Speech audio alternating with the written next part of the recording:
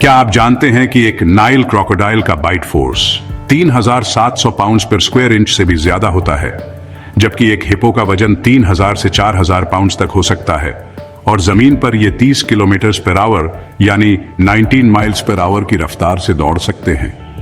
ये तो टाइटन्स की लड़ाई होगी, लेकिन इन दोनों जानवरों में से कौन जीतेगा? अफ्रीका के रिवर्स और लेक्स में दो ताकतवर जानवर राज करते हैं, क्रोकोडाइल और हिप्पो।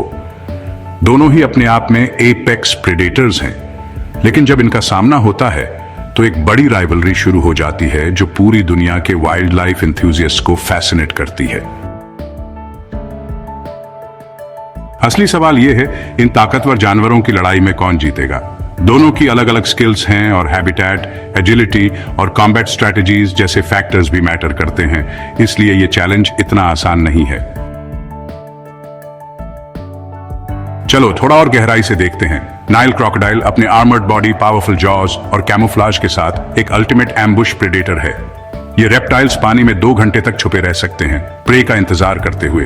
ये पानी में 20 किलोमीटर पर आवर यानी 12 माइल्स पर आवर की रफ्तार से अटैक कर सकते हैं। दूसरी तरफ हिप्पोपोटामस इतना ग्रेसफुल नहीं है, लेकिन बहुत पावरफुल है।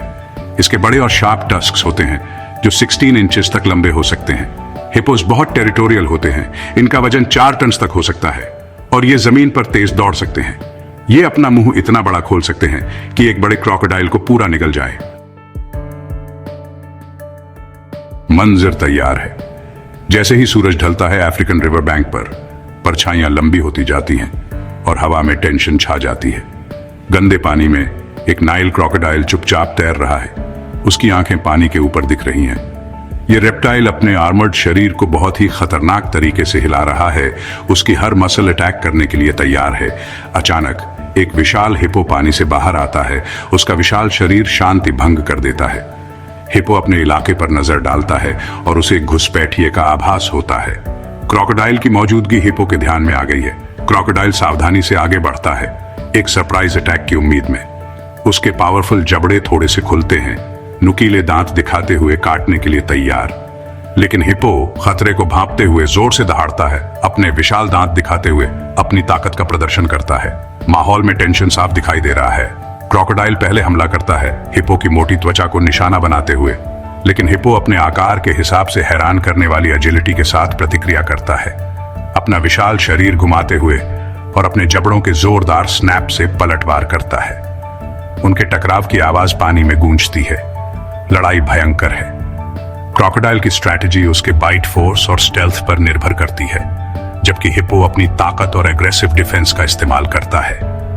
जैसे जैसे मुठभेड़ तेज होती है, क्रोकोडाइल को एहसास होता है कि उसे टक्कर मिल गई है। हिप्पो विजयी होता है। उसने बेजोड़ क्रूरता के साथ अपने क्षेत्र का बचाव किया है। यह मुठभेड़ इन अविश्वसनीय जीवों की रॉ पावर और सर्वाइवल इंस्टिंक्ट्स को दिखाती है। जहां क्रोकोडाइल स्टेल्थ और प्रिसिजन में माहिर है, वहीं हिप्पो की ब्रूट स्ट्रेंथ और टेरिटोरियल एग्रेशन जबरदस्त डिफेंसेस साबित होते हैं। अगर इन दोनों का आमना सामना होता तो कई फैक्टर्स मैटर करेंगे। क्रोकोडाइल की ताकत उसके स्टेल्थ और पावरफुल बाइट में है, जबकि हिप्पो अपनी ब्रूट स्ट्रेंथ और एग्रेसिवनेस पर निर्भर करता है। बायोलॉजिस्ट्स और वाइल्ड लाइफ एक्सपर्ट्स का मानना है कि पानी में शुरुआत में क्रोकोडाइल का पलड़ा भारी हो सकता है, अपने सरप्राइज अटैक और एजिलिटी का इस्तेमाल करके। लेकिन हिप्पोस भी खतरा महसूस होने पर अनप्रेडिक्टेबल और स्विफ्ट होते हैं और अक्सर अपने टेरिटोरी की रक्षा के लिए अग्रेसिवली लंच करते हैं। कुदरत में क्रोकोडाइल और हिप्पोपोटामस दोनों का ही इंपॉर्टेंट रोल है। भले ही वे राइवल्स हों, लेकिन वे इकोलॉजिकल बैलेंस में भी कंट्रीब्यूट करते हैं, जो नेचर की इनक्रेडिबल डाइवर्सिटी और एडेप्टेबिलिटी को दर्शाता है। आप क्या सोचते हैं, इन दोनों जायंट्स में से कौन जीतेगा?